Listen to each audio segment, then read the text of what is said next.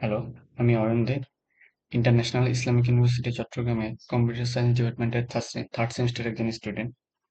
এই সেমিস্টারে আমরা সফটওয়্যার ডেভেলপমেন্ট ওয়ান নামের একটা কোর্স ছিল, যে কোর্সের মাধ্যমে আমরা পাইথন শিখতে পারি।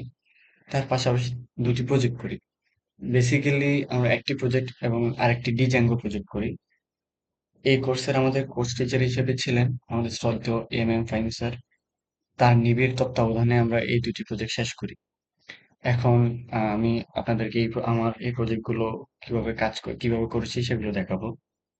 আমার প্রথম প্রজেক্টটি ছিল ডিজাঙ্গো প্রজেক্ট, যেটির মাধ্যমে আমি একটি ডিজাঙ্গো প্রজেক্ট কিভাবে তৈরি করে, সেট করে এবং রান করে তা শিখতে পারি, এবং তার পাশাপাশি একটি ডিজাঙ্গো প্রজেক্ট কিভাবে কাজ করে তাও জানতে পারি।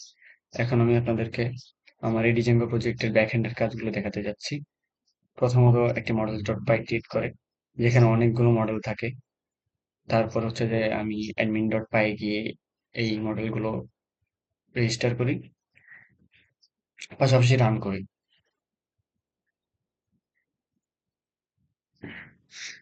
আমি দেখতে পাচ্ছি আমার এই প্রজেক্টটি সাকসেসফুলি রান করেছে। আমার সেকেন্ড প্রজেক্টটি ছিল স্টুডেন্ট ম্যানেজমেন্ট সিস্টেম, যেখানে আমি অনেকগুলো ফাংশন ব্যবহার করি। তার মধ্যে যেমন এখানে আমরা হোম পেজ, প্রথম আমার যে ফাংশনটা ব্যবহার করি তার মধ্যে এটি ছিল হোম পেজ। প্রথম আমরা একটা পুরো হোম পেজ ক্রিয়েট করি। তার পাশাপাশি আমরা আরো একটি ফাংশন ক্রিয়েট করি, অ্যাড ফাংশন, যেখানে আমরা স্টুডেন্ট ইনফরমেশন আমরা চাইলে স্টুডেন্ট অ্যাড করতে পারি। এরপরে আমরা আরো কিছু ফাংশন ব্যবহার করি, তার মধ্যে একটা ছিল ইনফরমেশন বাটন, যেখানে আমরা চাইলে একটা স্টুডেন্টের ইনফরমেশন দেখতে পারি। তার পাশাপাশি এডিট অপশন, এডিট বাটন, যেখানে আমরা চাইলে একটা স্টুডেন্টের ইনফরমেশন এডিটও করতে পারি। এবং তার পাশাপাশি ডিলিট অপশন, চাইলে আমরা একটা স্টুডেন্ট ইনফরমেশন ডিলিটও করে দিতে পারি। এখন আমি আপনাদেরকে এই স্টুডেন্ট ম্যানেজমেন্ট সিস্টেমের ব্যাকএন্ডের কাজগুলি দেখাতে যাচ্ছি।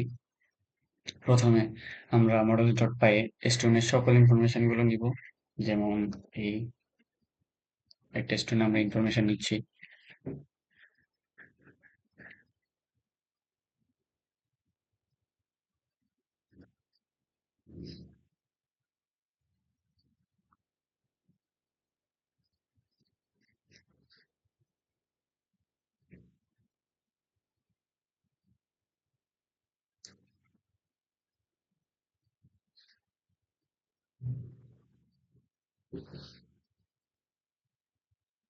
আমরা এই একটা স্টুডেন্ট ইনফরমেশন গুলো কালেক্ট অ্যাড করে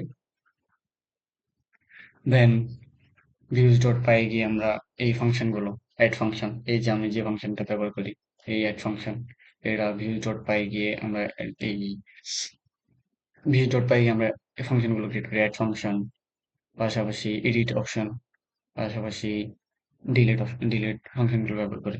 এরপরে এর পাশাপাশি আমরা এই স্টুডেন্ট ম্যানেজমেন্ট সিস্টেম প্রজেক্টটাতে অনেকগুলো HTML ফাইল ব্যবহার করি। যেমন add dot html, page dot html, edit dot html, index dot html, এগুলো সবশেষে আমরা url ডট পাই এ রেজিস্টার করে দিই। এখন এখন আমি দেখবো আমার ফাংশনটা এই প্রজেক্টটা ঠিকঠাক ভাবে কাজ করে কিনা।